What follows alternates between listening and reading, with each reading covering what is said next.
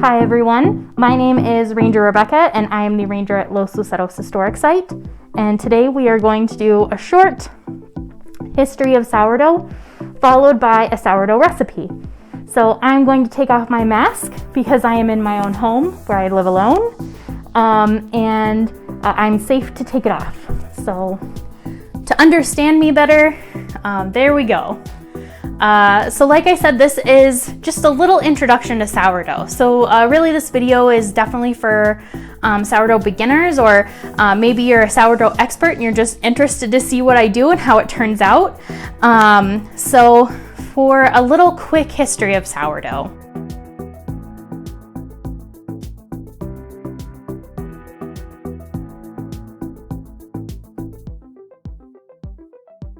Sourdough really begins about 10 to 12,000 years ago in the Fertile Crescent. And so the reason it begins that long ago is because that's when agriculture started.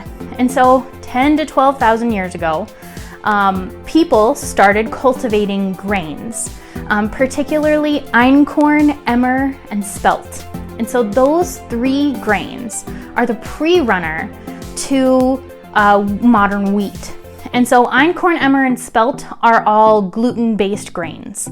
And so that's what the yeast in the sourdough starter eats, is the gluten, and that's why you have to feed it.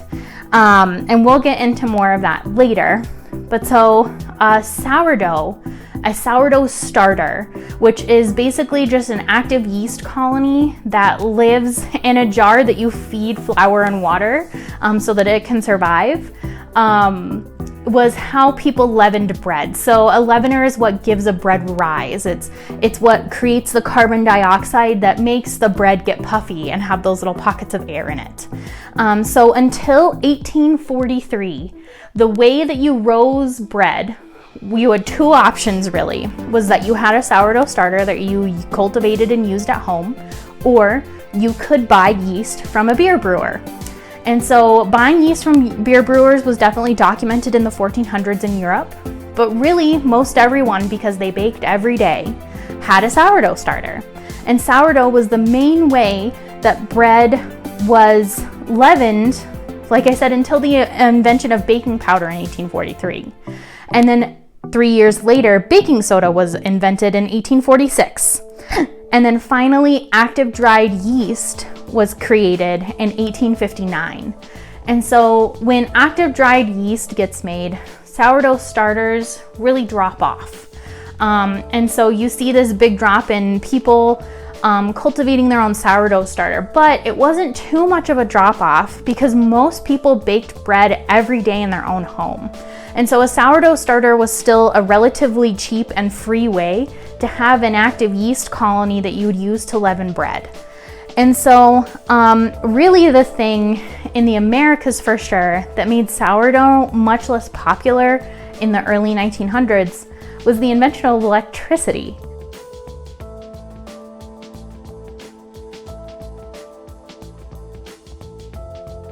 And so electric stoves were originally incredibly touchy. They would, not maintain heat. They were lower than advertised, or they were much higher. And when you bake bread, you really need it to be at a constant, steady temperature. And so wood burning stoves had actually been much more advantageous to create bread than the new electric stoves. But with electricity coming in, and electric stoves are just easier, you don't have to, chop wood. You don't have to make sure that the flame doesn't go out. You see this drop in people interested in baking their own bread at home. And so this maintained really through into at least the 70s and 80s. And then mass production also didn't help sourdough as well.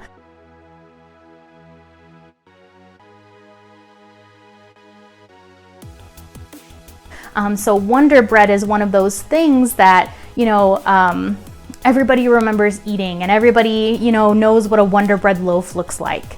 And in the 1950s, there was definitely this idea that, Wonder Bread and mass production was how you wanted to go.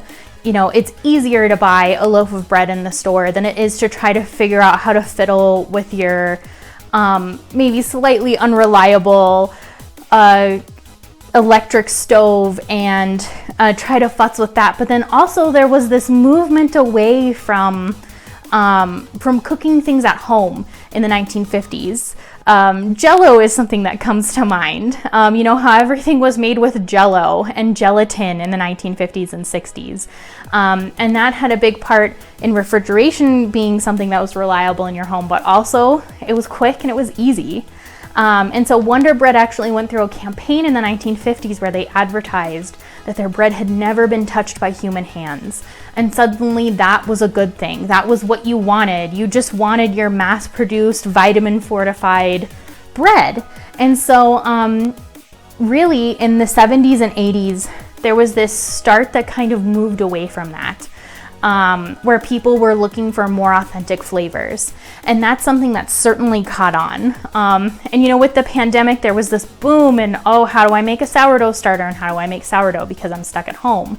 But also, making bread, in my opinion, is just fun. And so I have had my sourdough starter for 4 years now. And it is actually 5 years old. I got it from a friend of mine. And so my sourdough starter doesn't have as robust of a flavor as some of them do. Sourdough starters can be passed down for literally generations. I've met a woman who has a sourdough starter that is nearly 100 years old. And I'm certain that there are people who have sourdough starters that are over 100 years old. And if you've ever eaten bread from the California Sourdough Company in San Francisco, you're eating bread from a starter that is, I believe, over 100 years old, maybe even over 150. And so that's where a lot of the flavor comes from, but it also comes from the yeast that's in your starter. And so that was just a little history of sourdough. There is a much more nuanced history that you can find and learn about here.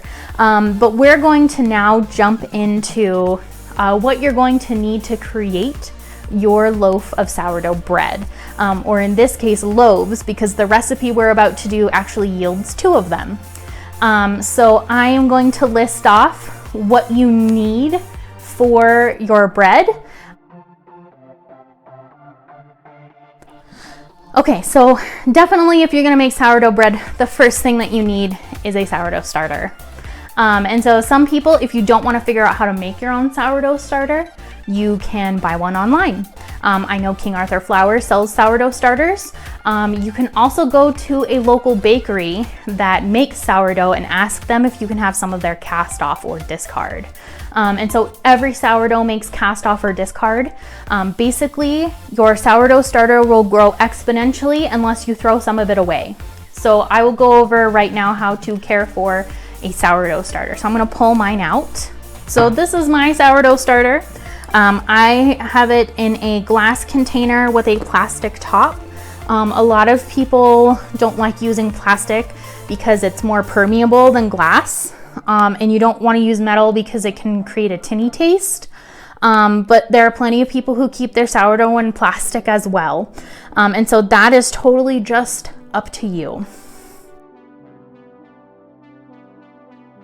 Okay, so as you can see, this starter is incredibly active.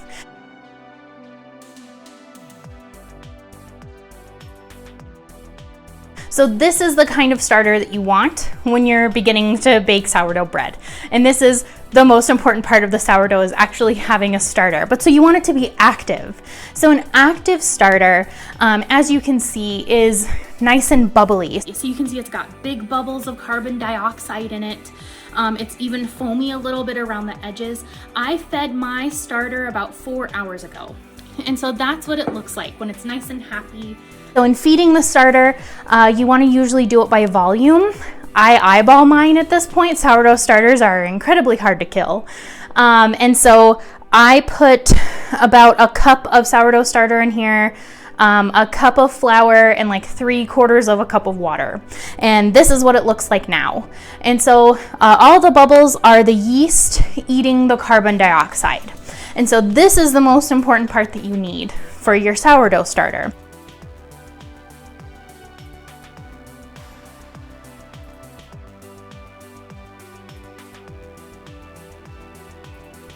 So apart from that, you are going to need 800 grams of flour. And so this flour mixture is actually 400 grams of all-purpose flour and 400 grams of bread flour. And that's just a personal choice that I've made. You are going to also need 460 milliliters of water. Of course, you can adjust. You want to adjust for your environment, whether you're at high altitude or in an incredibly dry area, or if you're in an area that has a lot higher humidity, you might want to back off on the amount of water you put into it. And then finally, for the ingredients that go in the bread, you are going to need at least 10 grams of salt. I actually have 15 here. I like how it tastes with a little bit more salt in it, and that again is a personal choice. The salt is what brings the flavor in. And then for letting the dough rise, you are going to need olive oil. And so I just have some extra virgin olive oil. You need about 1 to 2 tablespoons. I don't really measure. You put it in the bottom of your bowl, you roll the dough around in it, and then that's what makes it so that when your bread is rising, it doesn't stick to the bowl when you turn it out to do its final rise.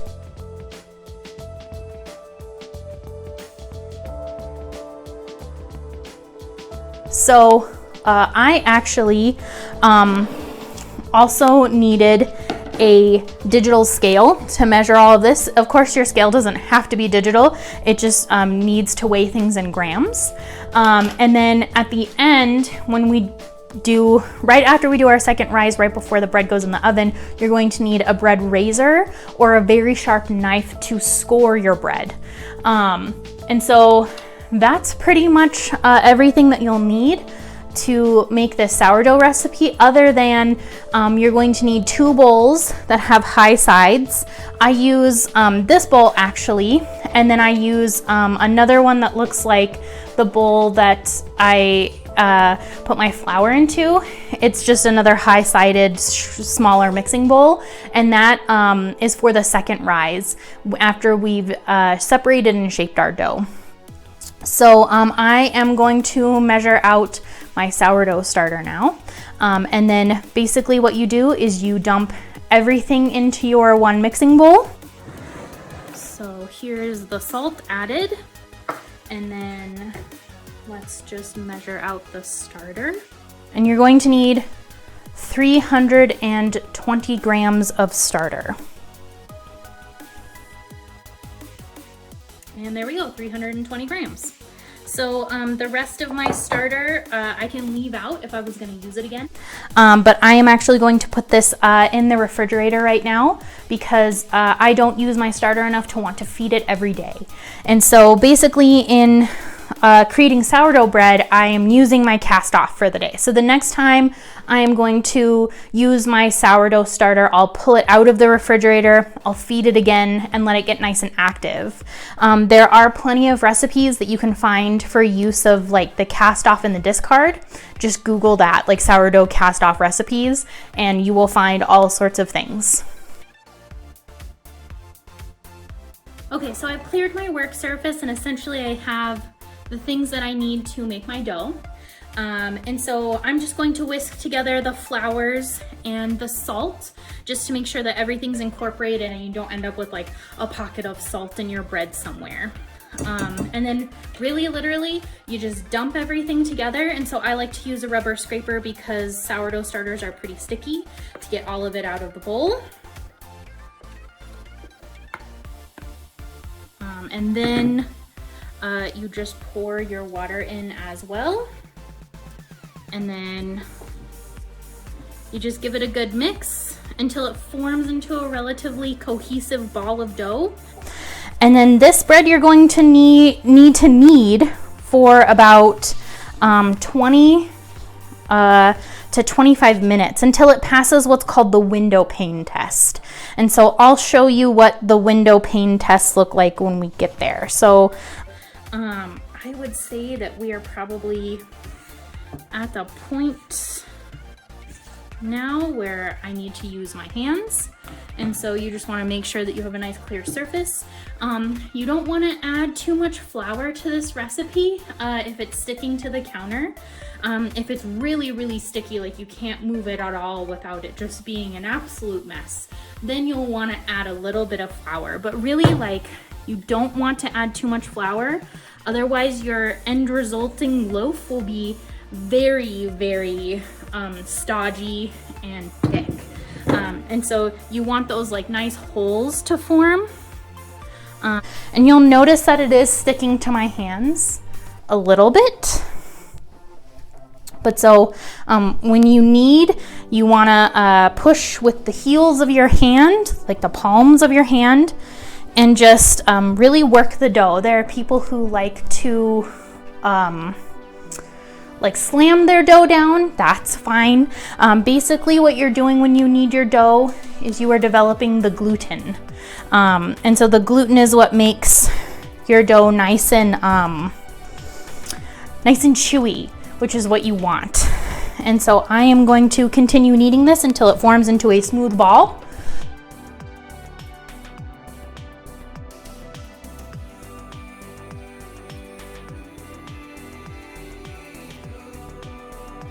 Okay, so as you can see, the dough has become nice and elastic.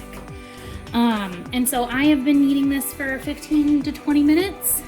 Every time I make this, it takes different times to develop the gluten. Really, it depends on how mean you are to your dough. And so when you do the window pane test, basically you pick your dough up, and you can't always rip off a chunk of it, but you basically pull the loaf until you can see the strings of gluten developing. And so you hold it up to a light source, and basically if your bread or your dough can like stretch far enough that you can see light through it, and then if you can like pass a finger behind the pane, the window pane that you've created, and you can see your finger, then you know that your gluten has become nice and elastic. And part of that is how the dough feels and looks. So you can tell from like the first time that I was kneading versus now that the dough is nice and smooth, that it's nice and elastic. And I think I'm going to need to knead this for a little bit longer. But so, let's see. Yeah, it's tearing a little sooner than I want it to still. So I am going to continue kneading. Okay, so I've continued to knead my dough, and it has passed the window pane test. So showing you that again, I pick up the whole ball because I don't like tearing it. But you can't always tear a piece of it off. But so you see how you can stretch it and it doesn't tear. And you get this membrane that you can see light through. And so I'm moving my middle finger, and I can see my middle finger move through the window pane that I created in the dough. And so now I have put about 2 tablespoons-ish of extra virgin olive oil that I showed you earlier into the bowl that I used to mix it. And so you kind of swirl that around, but I like to just use the ball of dough, just swirl it around that, and then make sure that you roll the dough ball in the olive oil as well. I think I might have put a little bit too much because I didn't measure, but it's too late now. It's already in there. So basically you want to cover your dough with saran wrap, or this mixing bowl actually comes with a lid. You just want to make sure that you keep all the warmth and moisture in there, or your loaf will dry out. And then put it in a nice warm place for 3 hours. And so, normally with regular active yeast or instant yeast, it takes like an hour, maybe 2, for people to get like a double in size on their dough. And because this is a sourdough starter and that's the only leavener we've put in it, it actually is going to take about 3 hours to double in size. So you just want to, let it do what it needs to do. And so I will see you in 3 hours and show you what to do next. Okay, so it's been 3 hours, and let's take a look at our dough. So as you can see, it has definitely risen quite a lot. It's nice and warm from sitting next to my heater. And so you can see the olive oil kind of pooling at the edge of the side of my my mixing bowl, and that's because I put a little bit too much in. But in a bonus, I don't have to flour my surface of my table when I roll out the dough. So the first thing that we're gonna do though is we are going to take our two high-sided bowls. So you can see that I have this, which is a smaller mixing bowl version of the one that I have my dough rising in, and then this blue container, and they both have nice high sides. And that's because this rise, instead of going out, we want the dough to go up. And to keep its shape. So what you're going to do is you're going to take two towels. They can be tea towels. These are clean dishcloths that I just took out of my clean drawer. And so you're going to line the bowls so that they have, so that they can release from the bowl basically without tearing and ruining your second rise. And so the other thing that you're going to need this time around is flour. And so I just scoop out of my main flour jar. So I have clean hands, I just washed them. And you just sprinkle flour all over. And so go pretty, not like crazy heavy on the flour, but my dough is a little sticky this time and I don't want it to stick to the towel, which has happened in the past. So I'm just gonna generously flour them.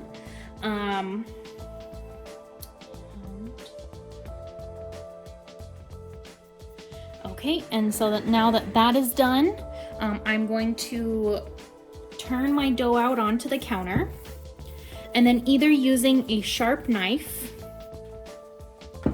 or a bench scraper, which is what I have, I'm going to divide the dough in half, and I just eyeball this. But if you want your dough loaves to be exactly equal, then you can weigh your dough and just divide it in half like that. So what I'm gonna do now is I'm going to shape my dough into a nice taut ball. And so you just take your dough and you pull the edges of it into the middle until it gets nice and round. And you'll feel that the dough is getting nice and tight. And this is not our final step. But so this is my preferred method for shaping my sourdough loaves. And so you'll turn it over. You can see that they're pretty oily right now, which is okay.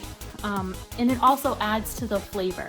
But so then you're going to pull the dough towards you and you'll see that it's kind of like tucking the edges of the dough together. And so when you have a nice round ball, you just place it seam side down into the bowls, and then they will rise for another hour. And I'm going to cover these ones with some saran wrap so that the moisture doesn't escape. And then we let them sit and rise for another 3 hours. Hi, so as you can see, we're back, and I actually only rose these loaves for about 2 hours, maybe a little bit more than that. And that's because, as you can tell, they look very nice and puffy.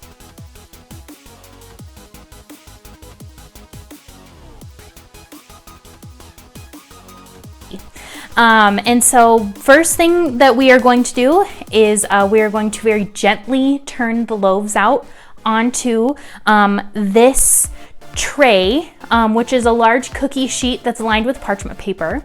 You certainly don't have to line the tray with parchment paper if you don't want to, but it just makes it so that the loaves definitely don't stick to the tray.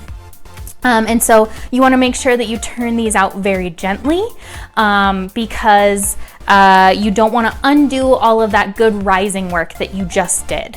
And so let's go for it. So I'm just going to turn this out, and that came out beautifully. And then just diagonally across from it on the other side, turn out my other loaf. And then as you can see, these did nice. And you can see this guy spreading a little bit. So right now I'm gonna take my bread raiser and I am going to very firmly and gently make some nice cuts. I like to make cuts that look like a little moon shape. It's important to cut bread like this. You can see sometimes they don't go so smooth. But it's important to cut sourdough loaves like this nice and deep so that in the oven they have somewhere to go when they rise. Otherwise you could end up with sourdough loaves that punch out really weird and become like a Frankenstein loaf. So you can see that I've made my 2 cuts pretty wide and deep. And then finally, the last thing that I like to do is I like to take a spray bottle and I just spritz the loaves. And so this gives you a good crust. And so I am putting these loaves in an oven that is very hot. And so you want these to bake at a nice high temperature for about 35 to 45 minutes. And so my oven right now is set to 425 degrees, but that's because it runs a little hot. If your oven runs a little cool, you might want to bump that up to 450 degrees. And so you'll see what these loaves look like in about 35 to 45 minutes when they come out of the oven. 35 minutes has passed, and as you can see, the bread is done. So it's still very hot. So that's why I'm wearing oven mitts. And so you can see that these loaves didn't rise as much in the oven as I would have wanted to. This loaf got a little higher, which is nice. And that's okay. Sometimes they don't rise as much as you want them to, and these ones definitely spread a little bit more than I thought they would when I put them on the sheet pan, but they still look good and are gonna taste amazing. So as with all breads that you take out of the oven, you want to let these cool completely before you cut into them. Otherwise, if you cut into them when they're still very, very hot, they'll release a lot of their moisture and you're going to lose the texture of the loaf. But so, as you can see, these are where my cuts were made. And I have 2 loaves of sourdough bread that I can do whatever I'd like with. This recipe goes great as grilled cheese sandwiches. It goes amazing with breakfast. It's great for your peanut butter and jelly sandwiches. It's a good, just basic white sourdough loaf. And so the recipe and suggested items for making this recipe are linked here as well. And please let us know if you make this recipe and if it turned out well for you. And enjoy your sourdough.